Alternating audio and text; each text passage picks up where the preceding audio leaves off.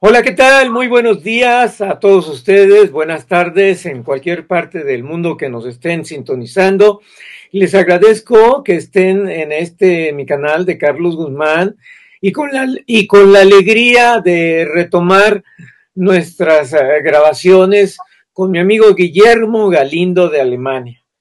En esta ocasión, él nos va a hablar sobre un científico mexicano que desafortunadamente acaba de trascender, pero aunque no es muy conocido, pero la labor, las investigaciones del doctor Horta van a ser posiblemente muy impactantes en un futuro muy cercano. Guillermo, nuevamente, gracias por estar presente aquí en este canal, gracias por compartirnos tus conocimientos desde allá de Alemania. Muchas gracias, Carlos. Como siempre es un placer saludarte a ti y a todos tus cibernautas, a todos tus seguidores.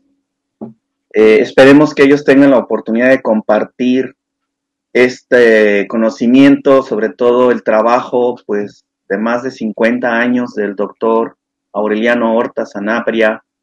Sí, aquí una sensible pérdida que estamos teniendo con él, un doctor en física nuclear mexicano, nacido en Ciudad de México, como dice aquí el currículum, el 15 de marzo de 1957 y desafortunadamente pues trascendiendo el 26 de noviembre del 2025. Estudió ingeniería y electrónica en el Instituto Tecnológico de Monterrey, el campus Monterrey, hasta donde yo lo sé. Su maestría y doctorado, su maestría en el Instituto Politécnico Nacional de Investigaciones Nucleares, y ahí mismo hizo también su doctorado en física nuclear. Y tiene un reconocimiento en 1998, el premio Alfredo Dugues, premio otorgado para la ciencia y tecnología por el Congreso Estatal de Guanajuato, quien le entregó de viva mano el entonces gobernador Vicente Fox, que posteriormente pasó a ser presidente de la República. Tiene el premio Ericsson por parte de la compañía Ericsson de acuerdo a su trabajo, y por supuesto múltiples reconocimientos de múltiples universidades en México y en el mundo, la Universidad de San Luis Potosí, la Universidad de León, y bueno, párale de contar, ¿no? Precisamente por su investigación y desarrollo de su trabajo principal. Pasamos a la siguiente entonces, Carlos. El logro y sus logros principales del doctor Aureliano, pues es creador de la teoría Orton. Como base, pues tiene esta teoría de generación por la órbita del electrón que vamos a hablar y compartir el día de hoy. ¿Y por qué la trascendencia de su trabajo? Hace un desarrollo matemático cuando él está precisamente en la facultad y de el Instituto de Investigaciones Nucleares del Politécnico. Y él pues tiene una visión a las 3 de la mañana y empieza a escribir 16 a 18 páginas de desarrollo matemático que lo llevan a esta fórmula. ¿Sí? Una fórmula, aquí le pongo H, pero en realidad no es H, es una letra, hasta donde yo sé, antigua, en griego si no me equivoco. Y esta letra pues representa Orton, es decir, la H multiplicada por la energía es igual a la masa por la velocidad de la luz al cuadrado. Esto lo respalda, repito, 16 a 18 páginas de desarrollo matemático, ¿sí?, que en su momento él presentó al presidente de la República, entonces Miguel de la Madrid. Cuando él presenta esto en mano, le dice, mira, tengo en mis manos un desarrollo matemático que puede poner a México en primer lugar en energía a nivel mundial.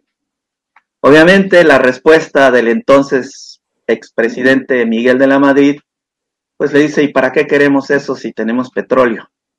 Pues con esa mentalidad, ¿dónde vamos a llegar en México, verdad? Afortunadamente hoy las tendencias son diferentes y actualmente hay una científica ahí que está abriendo paso a nuevos desarrollos y por supuesto su desarrollo tecnológico en sistemas de cogeneración nuclear a través de esta teoría.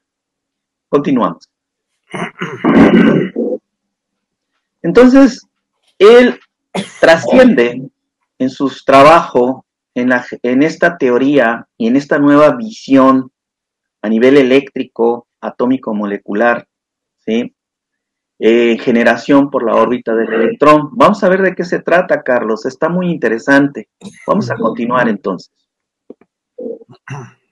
Imaginen un circuito que es capaz de meter eléctricamente o electrónicamente 1 ampere a la entrada, que es cantidad de corriente, y puede entregar 1 ampere a la salida, pero que puede meter 10 volts a la entrada y entregar 20 volts a la salida. Es decir, que en medidas de trabajo, volts amperes, te puedes meter 10 volts amperes a la entrada y 20 volts amperes extraer a la salida. Esto es algo muy, muy interesante. Bueno, él desarrolló un circuito con esta capacidad, un circuito electrónico. ¿Sí? El siguiente. Ahora vamos a verlo desde otro punto de vista similar. Vamos a mantener el voltaje a 10 volts, pero subir el amperaje de 1 a 2 amperes, obteniendo el mismo resultado, 10 volts amperes a la salida y 20 volts amperes. 10 volts amperes, a la entrada y 20 volts amperes a la salida. Esto prácticamente, Carlos, en términos coloquiales, diríamos que estamos hablando de la multiplicación de los peces, pero en términos eléctricos, en términos electrónico o en términos de potencia, ¿sí? O trabajo. Entonces, ¿qué implicaciones tiene esto? Nos vamos a la siguiente. Aquí físicamente vemos ya un experimento en físico, donde él tiene un circuito electrónico que le puedes meter, ¿sí? 17 volts amperes a la entrada. Ahí están las medidas en corriente y medidas en voltaje. Y podemos obtener 28 volts amperes a la salida. Esto yo lo vi trabajar físicamente, Carlos. A mí nadie me cuenta, ¿sí? Yo principalmente le medí a la entrada y a la salida con mis propios aparatos. Cuando estuve colaborando en una empresa internacional, tomamos un aparato de potencia, de medición de trabajo, y medimos en la Universidad de Celaya el trabajo de entrada y salida y obtuvimos resultados sin precedentes, ¿sí? Entonces yo puedo certificar que este circuito es real y lo puedo comprobar. ¿Ok? Seguimos entonces. ¿De qué se trata la teoría de generación por la órbita del electrón? Tomando el modelo de Bohr, ¿sí? Que existe actualmente en muchos modelos del átomo, vamos a considerar que el átomo está compuesto por orbitales, tiene un núcleo compuesto por protones y neutrones, y por supuesto tiene electrones orbitando en su alrededor. Considerando esto, ¿sí? Continuamos entonces. Entendemos la electricidad entonces tradicionalmente desde los últimos 100 años como el flujo de electrones a través de un conductor en un periodo de tiempo específico, el cual llamamos amperes. El ampere se mide en coulombs por segundo, que es una cantidad de electrones que circula a través de cierta área del cobre o cierto volumen del cobre por segundo, ¿sí? Eso es un ampere, un coulomb por segundo. Entonces, nosotros hemos aprendido esta teoría a nivel eléctrico, electrónico durante generaciones atrás, y así es como se ha mantenido en los últimos 100 años, hasta que llegó el doctor Horta. Adelante. Entonces, no debemos olvidar que el magnetismo se entiende como una fuerza de influencia que sostiene la unión de los átomos. Se habla del electromagnetismo dentro de los átomos, la fuerza nuclear fuerte, la fuerza nuclear débil, que son parte fundamental de las fuerzas que sostienen el universo. Sin embargo, si nosotros pudiéramos ver otro punto de vista en donde entendiéramos que el magnetismo es precisamente aquello que alinea el spin, que es el eje de rotación de los átomos, ¿sí? Así como los electrones, así como los protones, neutrones, ¿sí? De todas las partículas subatómicas, electrón, átomo, moléculas, células y todas las cosas.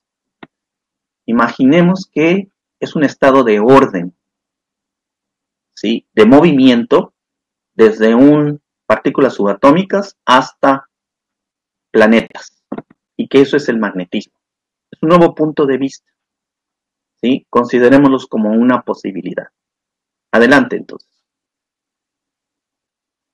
Entonces, la teoría actual de electrotecnia nos dice que cuando nosotros conectamos en un circuito que consta de una fuente, ¿sí? Que consta de un conductor o un medio a través del cual fluye la energía, y un consumidor, que en este caso es una lámpara, entonces la teoría convencional nos dice que cuando nosotros tenemos una batería donde el lado positivo tiene poca carga de electrones y el lado negativo tiene una gran cantidad o exceso de electrones, al momento de yo cerrar el circuito a través de un switch y prender el foco, entonces el foco va a estar encendido hasta que se nivelen las cargas, es decir, que la cantidad de electrones, ¿sí?, sea el mismo tanto del lado positivo como el lado negativo de la batería.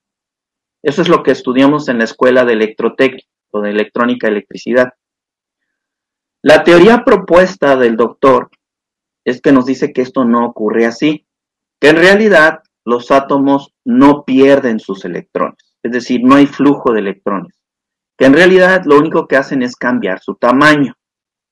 Entonces imaginemos que el lado positivo, los átomos son más compactos, y del lado negativo los átomos son más gruesos o más grandes, y que al momento de conectar mi circuito, lo único que hacen es transferir energía electromagnética, repito, energía electromagnética y no electrones.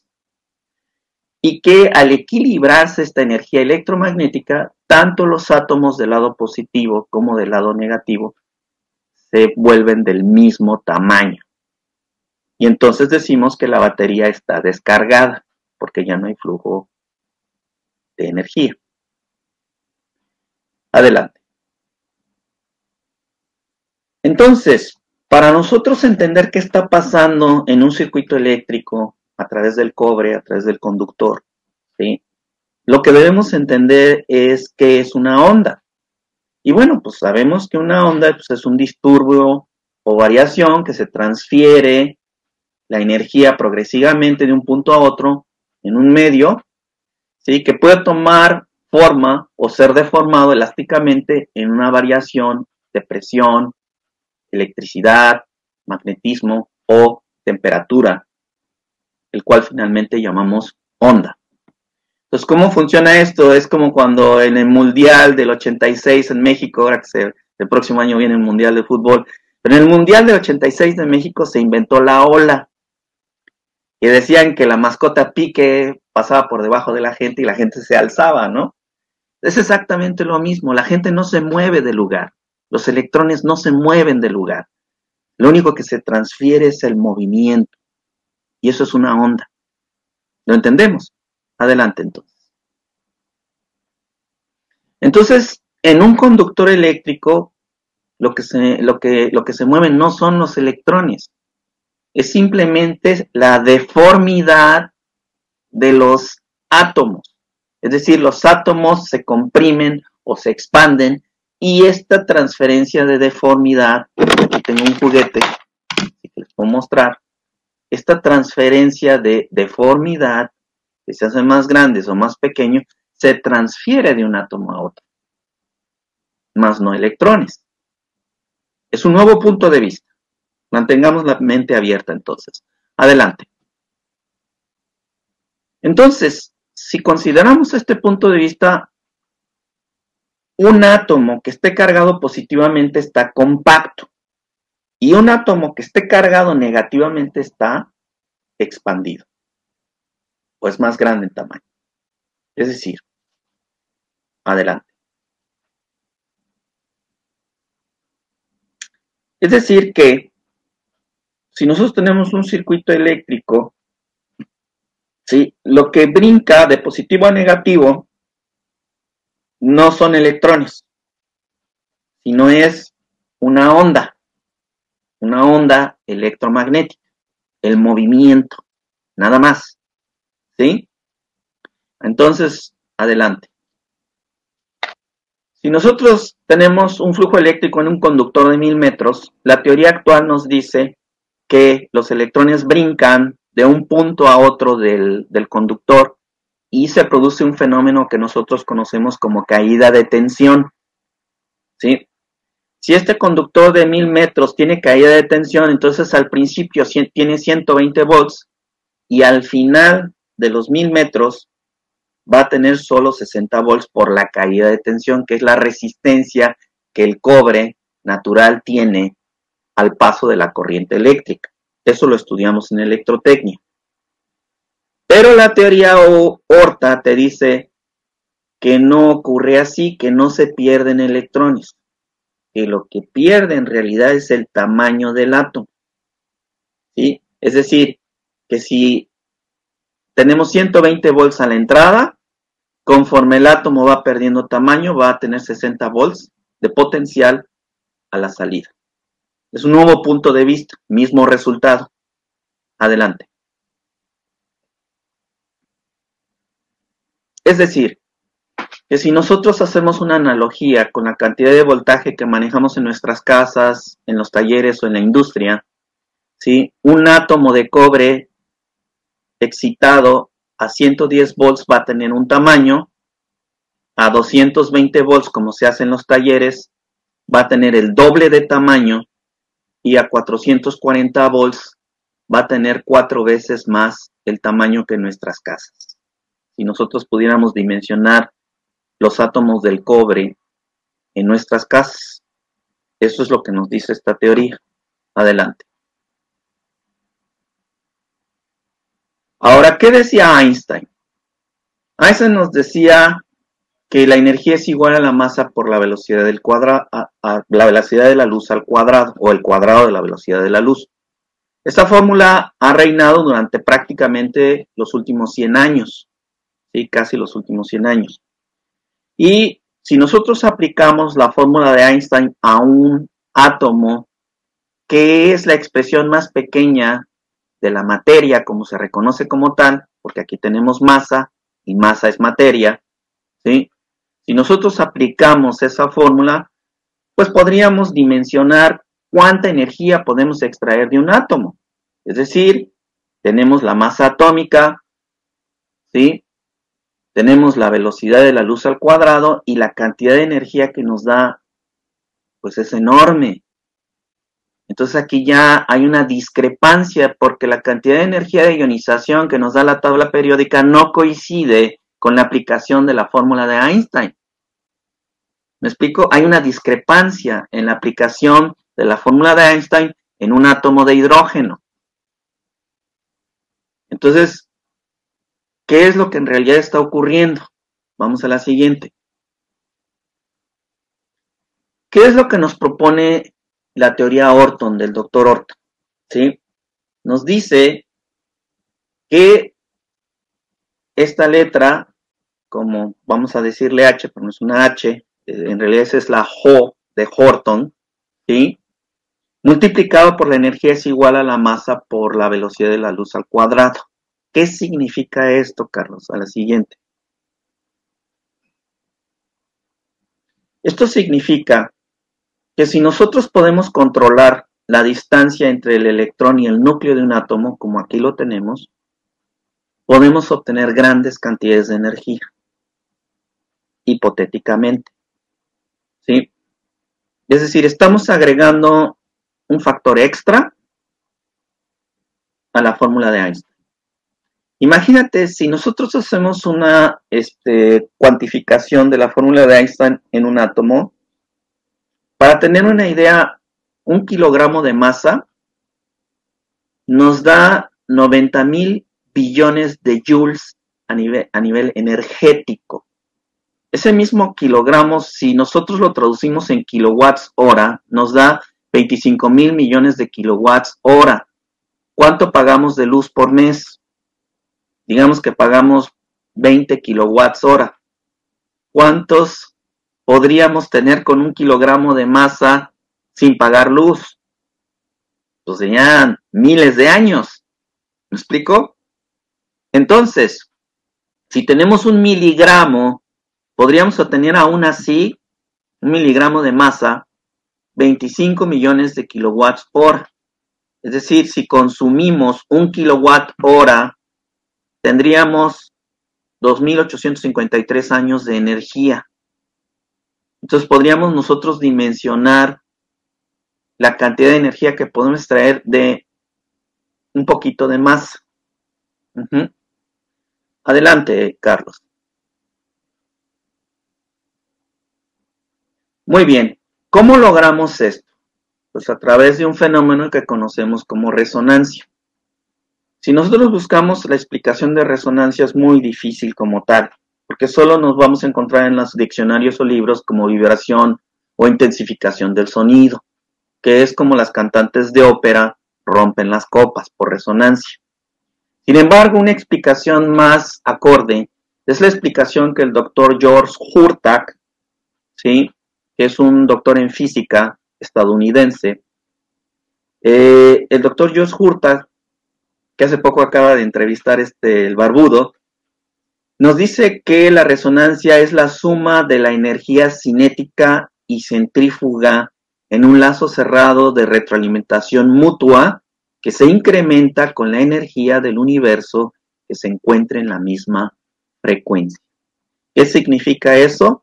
El poder sumar las frecuencias equidistantes, equivalentes en todo el universo. Y ese fue el trabajo que inició a expander Nikola Tesla.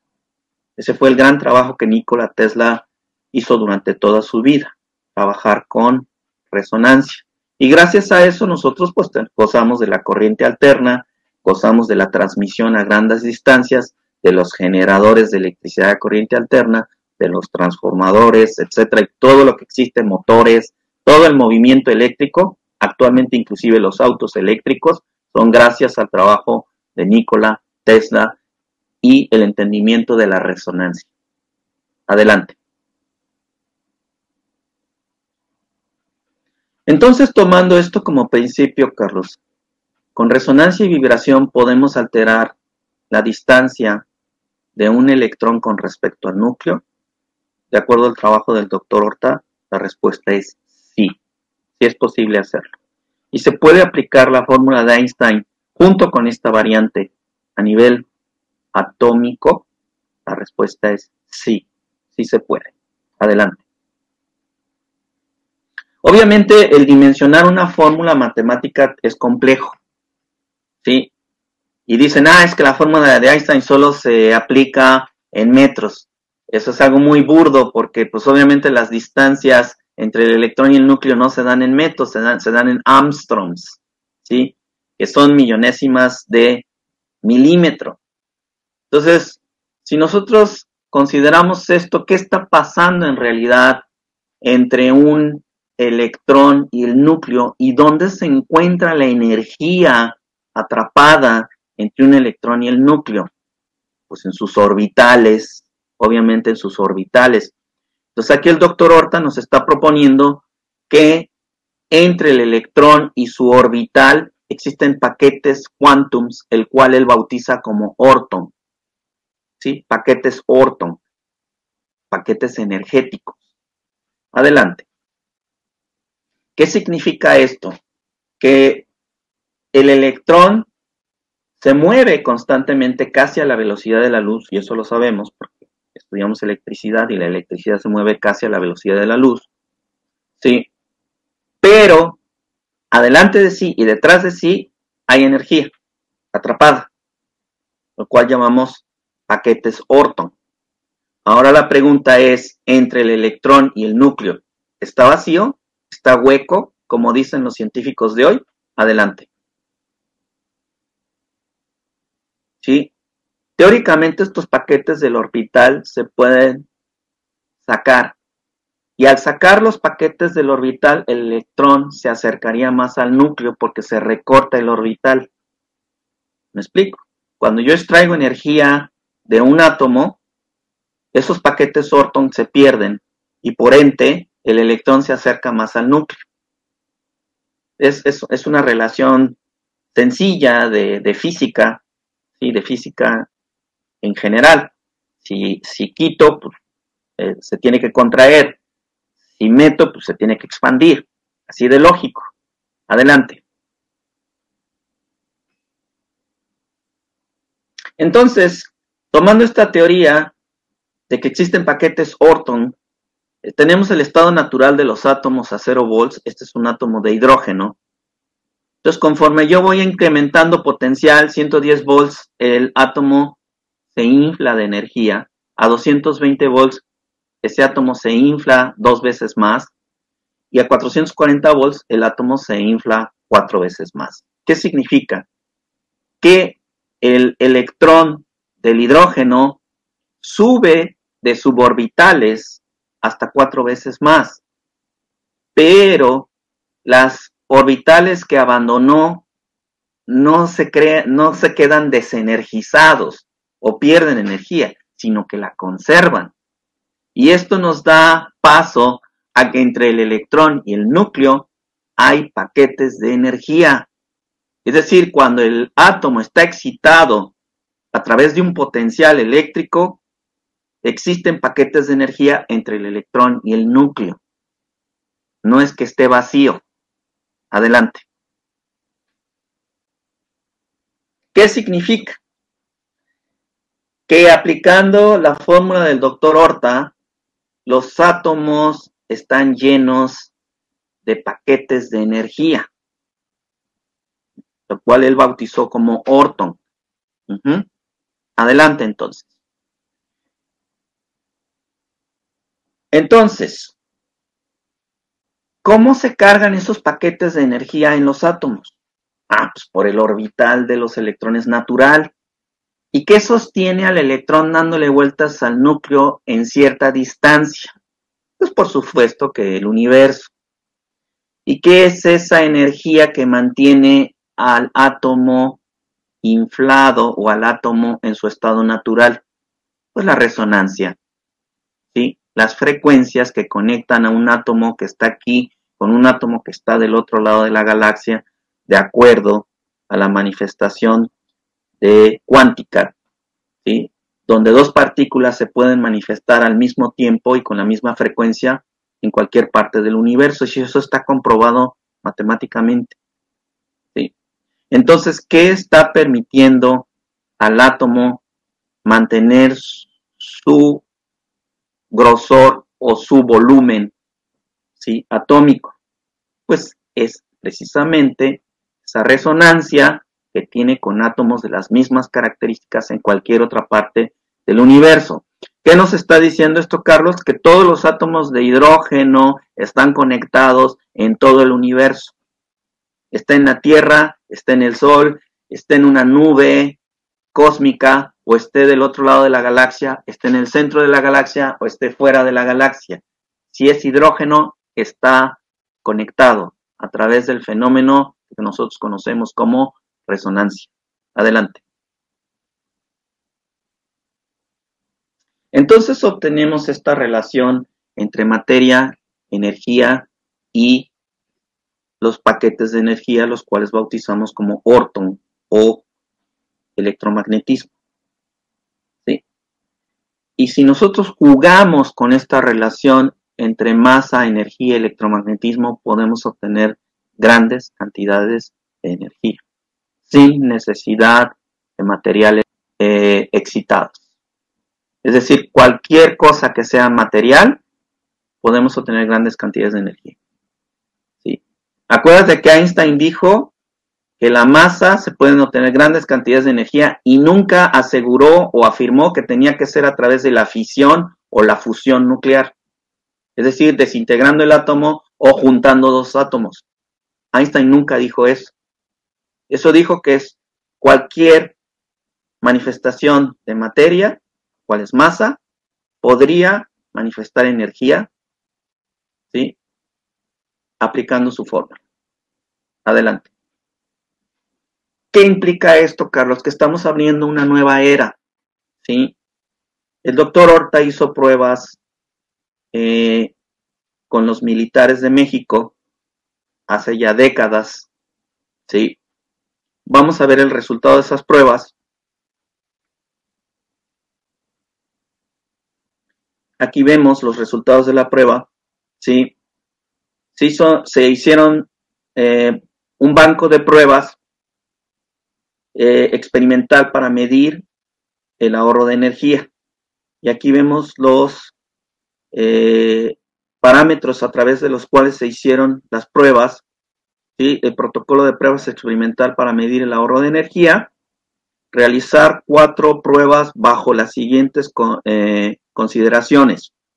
Cada prueba tendrá una duración de 100 horas con un funcionamiento continuo y se efectuarán conforme a la tabla interior. B. Los parámetros a mostrar son consumo de energía, corriente, factor de potencia y voltaje. Y aquí tenemos los resultados en 1, 2, 3 y 4 condiciones. Condiciones de los motores, objetivo, ¿sí? El inicio de la prueba, la fecha y al final de la prueba el resultado. Primera condición, sin carga y sin dispositivo ahorrador, ¿sí?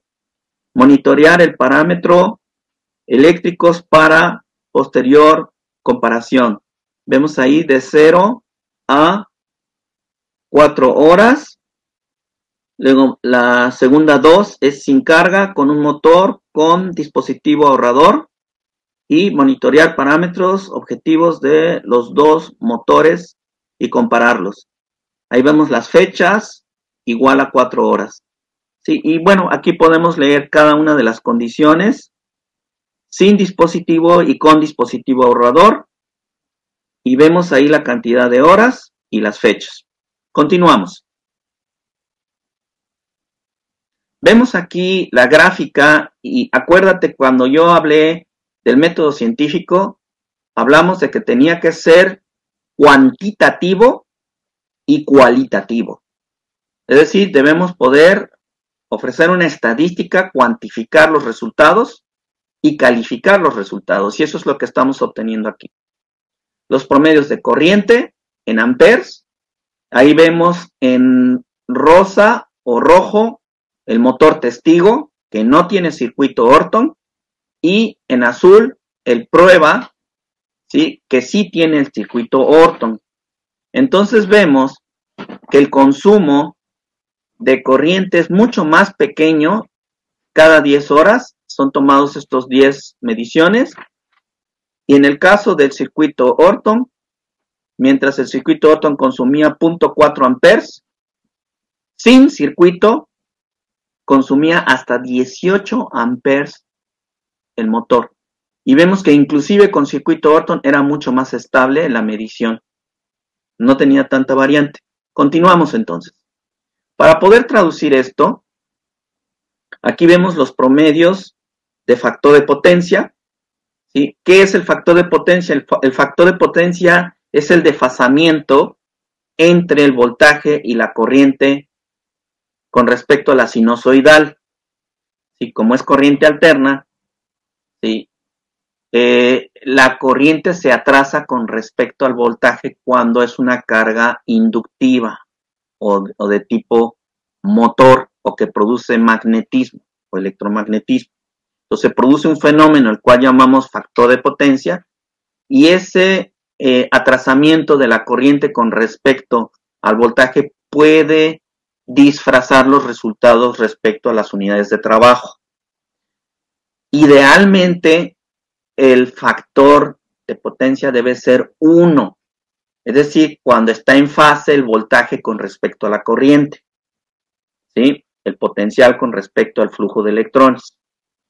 Entonces, aquí vemos el motor testigo, mientras que el motor testigo tiene un factor de potencia de 0.4 aproximadamente 0.6, 0.65. En el caso del motor de prueba, tiene un factor inclusive capacitivo mayor de 1, es decir, que le está entregando mejoramiento a la línea, ¿sí? Porque está entregando un factor de potencia capacitivo y más, no inductivo. Eso ningún dispositivo electrónico lo logra por sí mismo sin capacitores, quiero aclarar, ¿sí? Porque el capacitor puede hacer esta función. Adelante. Aquí vemos también el comportamiento de voltaje, que es el mismo en todos los casos, eso es normal, ¿sí? Tenemos variaciones en corriente y tenemos variaciones en factor de potencia, más no en el voltaje, lo cual es bastante bueno. Adelante. Ahí estamos. La parte que nos interesa aquí es porque es la unidad de trabajo, ¿sí? En kilowatts hora. Entonces, ¿cuánto trabajo hizo el motor testigo? Pues vemos que ahí conforme al tiempo se fue haciendo cada vez más grande en kilowatts hora, hasta 50 kilowatts hora. Mientras que el motor de prueba con el circuito Orton llegó apenas a menos de 20 kilowatts después de todo el tiempo. Es decir, estamos teniendo un ahorro considerable. ¿Cómo podemos traducir esto, Carlos?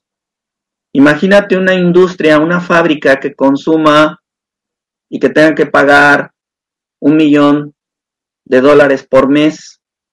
Con este dispositivo podría pagar menos de la mitad, ¿sí? Estamos hablando, suponiendo que pagara solo la mitad, tendría que pagar $500,000 por mes, no el millón. Imagine traducido a nuestras casas que pudiéramos pagar la mitad de la luz.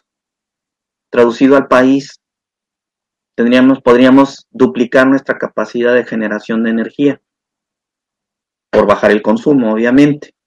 Adelante. Entonces, en conclusión estamos viendo aquí que la energía activa total fue de 65.6, mientras que la energía reactiva total fue de 884.6. En kilowatts hora, que es lo que nos interesa, ¿sí? Vemos que para el motor testigo normal era de 48.5 y con el circuito Orton fue de 17.1. En los kilowatts volts amperes reactivos tuvimos 726 con respecto a 158. Es decir, que tuvimos dos dispositivos haciendo el mismo trabajo, ¿sí? Y obtuvimos un factor de ganancia bastante amplio y estuvo trabajando, ¿cuánto? 23.18 horas, ¿sí? Entonces estamos viendo que sí era posible ahorrar grandes cantidades de energía a través del sistema de cogeneración nuclear del doctor Horta. Adelante.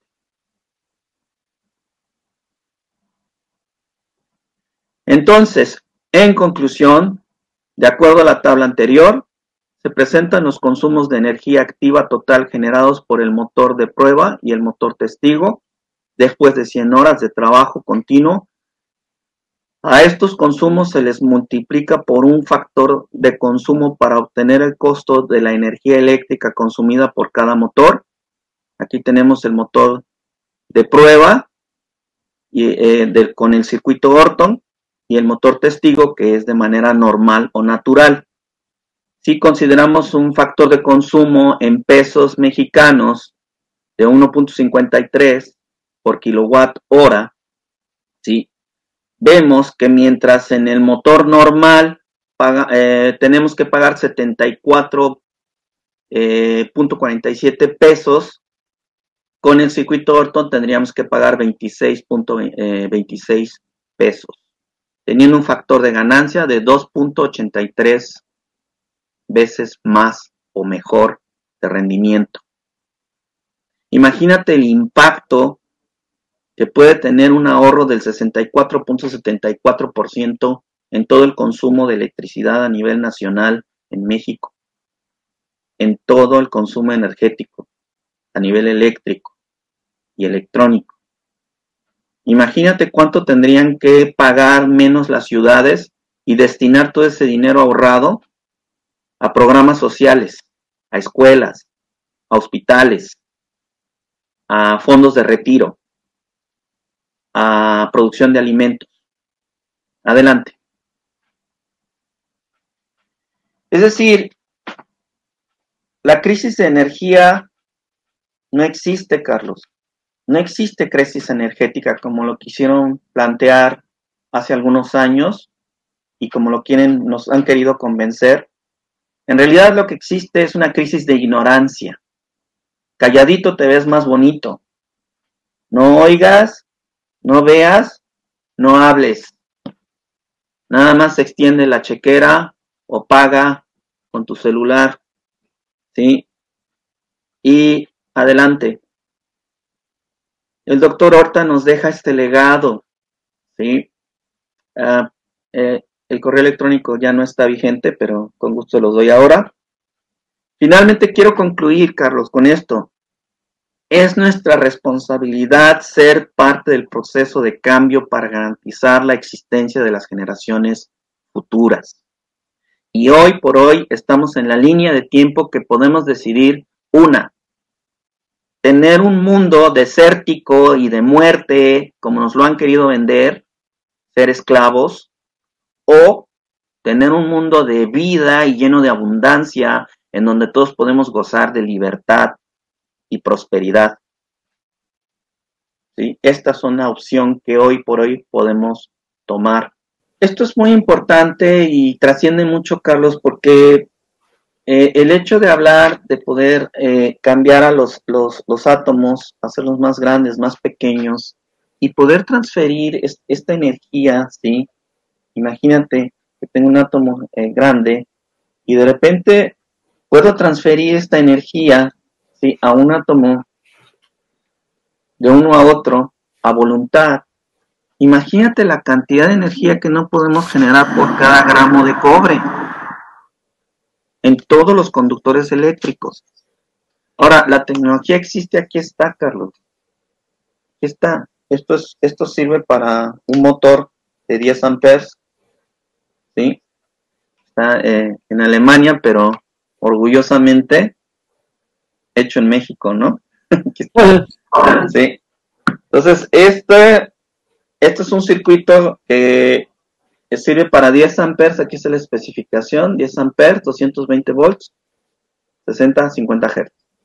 ¿Esa es la medición que tienen en Alemania, 120?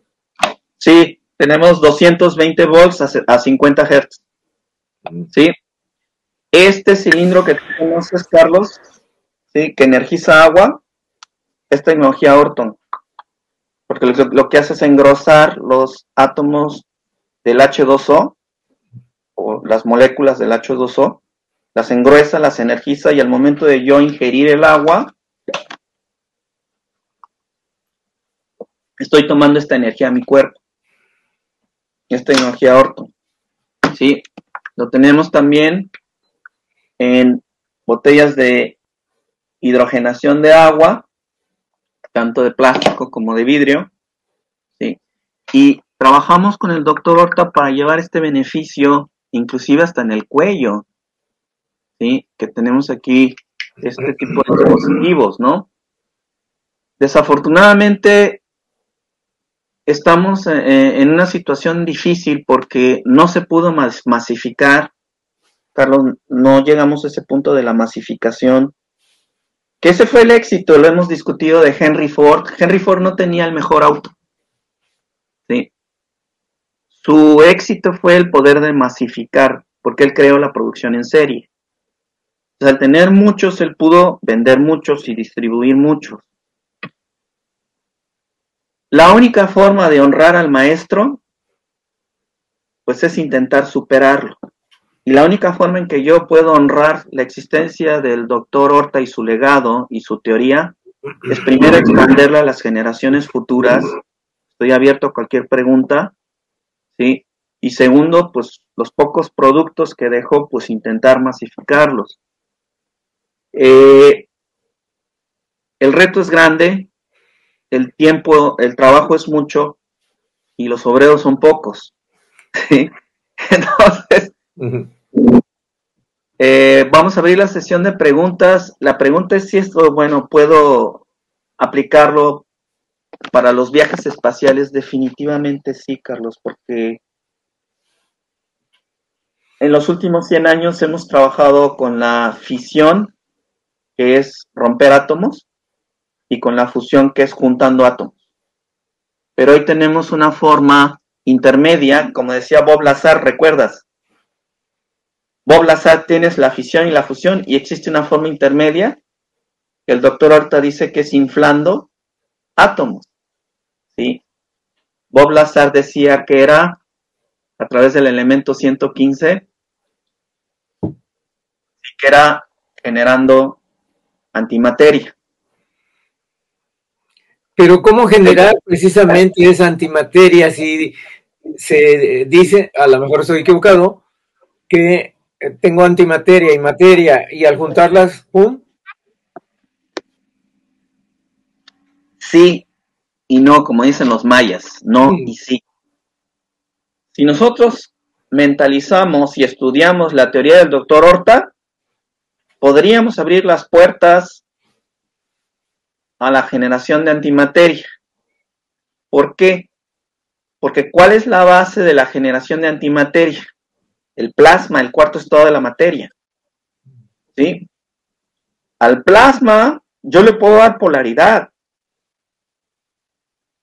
Y si con el plasma yo puedo manejar polaridad, significa que el plasma es la base de la generación de antimateria. Hoy se puede generar antimateria, la respuesta es sí, lo hacemos a través de los aceleradores de partículas, ¿sí? Como el CERN y equivalente, pero en muy pocas cantidades y desafortunadamente no existe un medio a través del cual contener la antimateria. Eso solo puede ser un contenedor magnético para hacer flotar la antimateria, ¿sí? Porque en el momento que tiene contacto con la materia normal, pues, se desintegra, obviamente. Pero yo pienso que a través de la teoría Horta podemos definitivamente el generar medios que generen la antimateria y poder usarla inmediatamente sin necesidad de almacenarla, ¿sí? Y eso es precisamente lo que abre la puerta la teoría de generación por la órbita del electrón.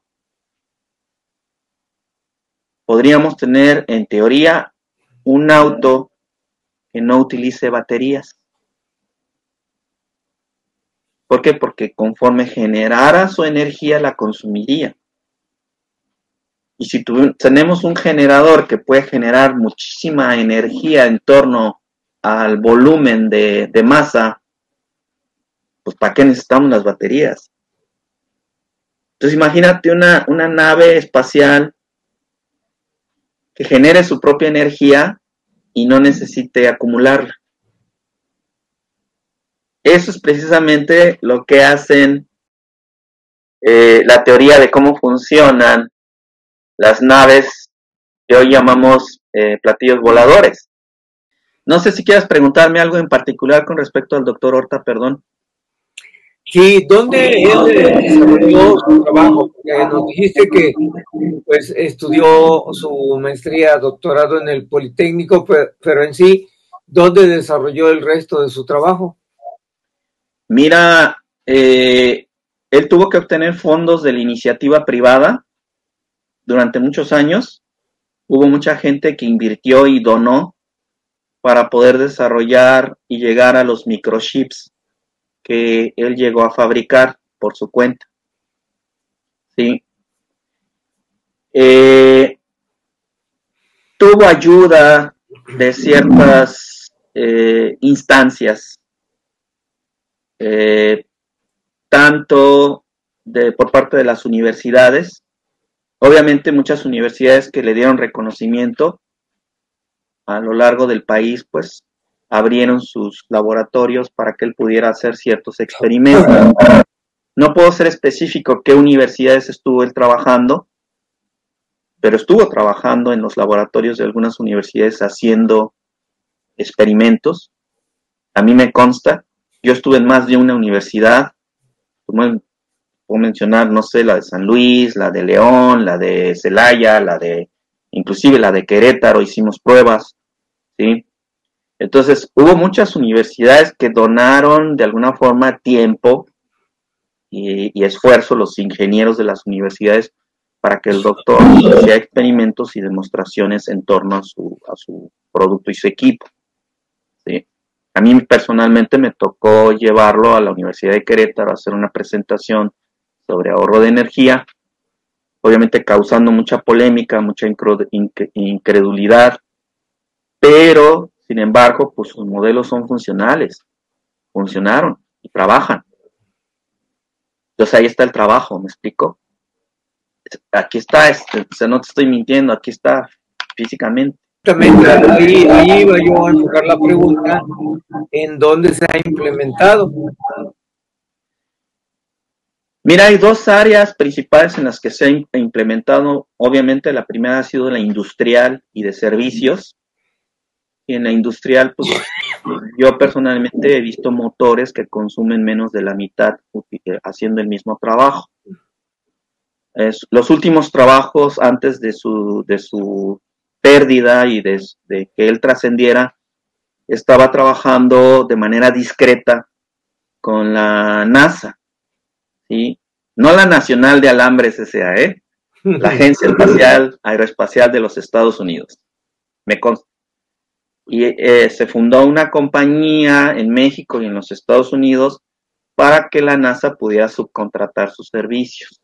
Y él estaba desarrollando prototipos de ahorro de energía para que fueran útiles en los viajes espaciales y en las nuevas ciudades que se pretenden poner en la Luna y en Marte, y que no que tuvieran que consumir tanta energía. Imagínate en una instalación, en una colonia en Marte, donde tienes que mantener agua, bombeo, luz, que se requiere luz para invernaderos, para sembrar comida, pues requieres ahorrar mucha energía. Entonces él estaba trabajando en un generador eléctrico que trabajara bajo estas condiciones, que pudiera generar mucha energía con poca excitación. Desafortunadamente se nos fue antes de tiempo y pues no pudo concretar sus trabajos, ¿sí? Respecto para la NASA, ¿sí? Aquí en Europa estábamos haciendo trabajos de ahorro de energía para calentadores de agua.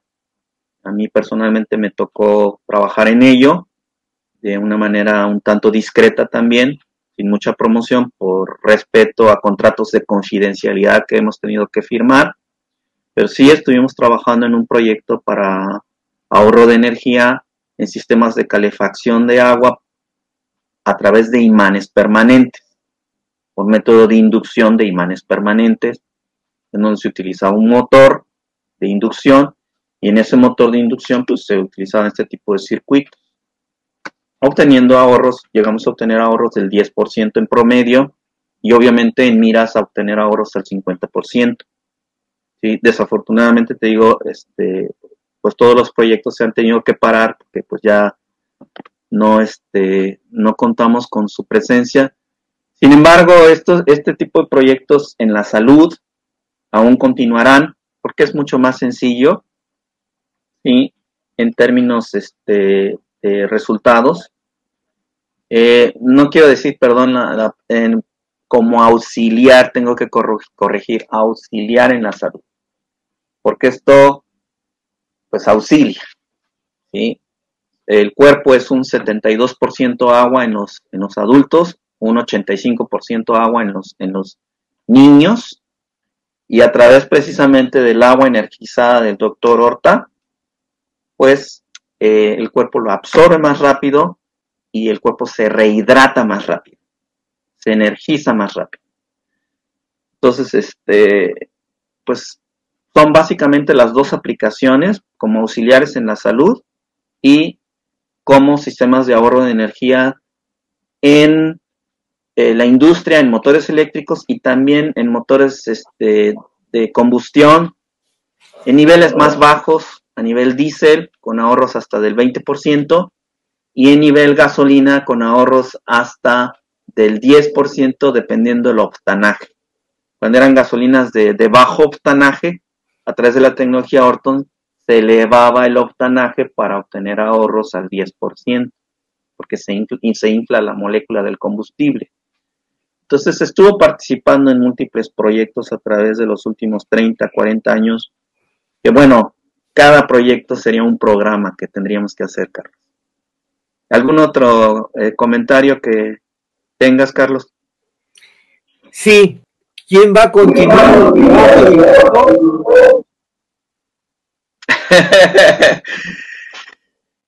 Mira, me consta que hay mucha gente que maneja la teoría y que estuvo con él a lo largo de 10, 20, 30, hasta 40, 50 años. Sí, hay mucha gente involucrada. En lo personal, yo pues sí me aventé 30 años con él. Manejo la teoría muy bien. La aplicación también la manejo muy bien.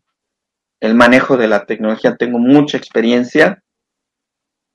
Respecto a qué va a pasar con su tecnología es, bueno, mira, como decimos, lo caído, caído.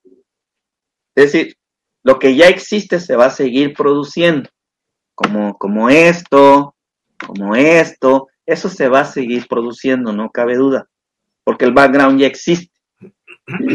Pero nuevas aplicaciones, como en el caso que se quedó trunco para la NASA, nuevas aplicaciones como en el caso aquí de Europa para calentadores de agua, para calentar las casas, porque aquí se calientan con agua caliente, los radiadores.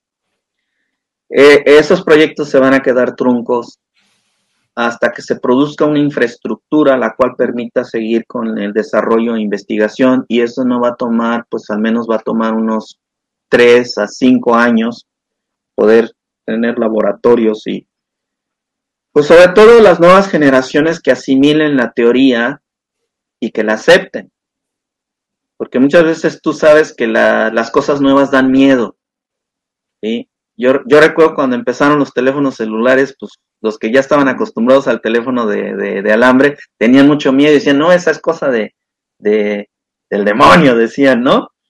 Y le tenían mucho miedo al celular, pero conforme ya vieron que los niños, que los adolescentes lo usaban, que no les pasaba nada, pues ahora ya vemos a nuestra generación utilizando el celular para todo. ¿Me explico? Entonces viene una transculturación, una aceptación, y es exactamente lo mismo primero tiene que aceptarse a nivel ingenieril y a nivel científico el trabajo del doctor Horta, como el caso que tú mencionabas del doctor Curiel, ¿sí? O de otra serie de inventores mexicanos, que existen muchos, se tiene que aceptar primero su teoría, y se tiene que asimilar y se tiene que aplicar.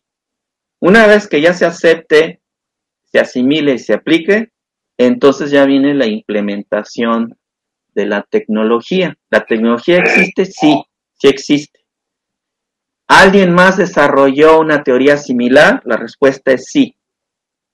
Aquí en España hay un señor con apellido italiano, no me viene a la cabeza, pero el señor ya tiene 85 años en este momento, todavía sobrevive, pero él es el creador de una teoría que se llama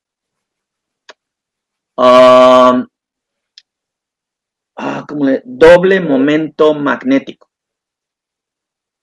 Después podríamos hacer un programa acerca de su trabajo, pero de acuerdo a mi experiencia de más de 30 años, la teoría que más se acerca a la del doctor Horta es de este inventor español, el cual trabaja la teoría del doble momento magnético, que también habla de poder hacer los átomos más grandes, ¿sí? Es el único que se acerca a nivel mundial a la teoría del doctor Horta y que la acepta y que la desarrolló y que obviamente ha sido marginado en España porque no aceptan su teoría. Pero si ustedes ponen doble momento magnético, ahí viene el trabajo de este científico español. ¿Sí? Muy bien, Carlos, no sé si con eso te damos todas las respuestas. Sí, muchas gracias. Bueno, al principio bastante técnico y pues esperemos que ahí las personas que amablemente vean el video nos pongan sus dudas para así tener una comprensión más de este sistema, puesto que muchos de nosotros no somos técnicos, ¿verdad? Lo importante es que entendamos que sí existe la multiplicación de los peces. Sí, sí, sí, es fantástico de que con poca energía tú la incrementes, ¿no? Sí, se puede incrementar. Sí, imagínate un auto eléctrico que ahorita está recorriendo 250, 300 kilómetros por carga. Sí. Con la tecnología Orton podría recorrer el doble, hasta 600 sí. kilómetros por carga. Sí, entonces, hay que darle tiempo al tiempo. ¿Qué va a pasar con la tecnología? No lo sé, Carlos. Sí, solo el tiempo lo dirá. Lo que sí es que yo exhorto a las nuevas generaciones, a los nuevos ingenieros, a los nuevos físicos que trabajen, ¿sí? Que realmente hagan una investigación y no nada más dicten a lo que sean especialistas de 5 minutos, pues eso no existe, ¿sí? Todo trabajo tiene que ser cuestionado cuando vale la pena de manera científica. ¿Y qué significa? Pues seguir el método científico. Hacer un planteamiento a través de la observación del fenómeno y entonces hacer una experimentación y en función de esa experimentación pues obtener resultados. Pero si nada más lo hago así a ojo de buen cubero y digo esto yo no lo creo y yo lo creo, ¿sabes qué? Pues de creencias no se hizo el mundo, sino de comprobaciones, ¿sí? Entonces yo tengo manera de comprobarlo, pues sí, 30 años de conocer al doctor, 25 años de estar trabajando con la tecnología me respaldan. Entonces cualquiera que pueda escribir aquí en los comentarios, con gusto lo vamos a atender, vamos a estar al pendiente. Les pedimos por favor su like para que esto llegue a muchos, sobre todo ahora que nuestro país está empezando en un renacer de la conciencia, en un renacer del conocimiento. Los libros están siendo abiertos y esto puede dar grandes oportunidades para las generaciones futuras. Entonces que den su like y que compartan sobre todo. Sí, por supuesto. Porque... Guillermo, muchísimas gracias nuevamente por esta exposición muy interesante y hay que darle seguimiento a las propuestas del doctor. Claro. Muchísimas gracias, Carlos, por la oportunidad y pues un abrazo allá a México, desde acá del otro lado del charco, en tierras germanas, ¿sí? Y pues esperemos pronto volver a estar contigo. Muchas gracias, hasta pronto, Guillermo. Hasta pronto.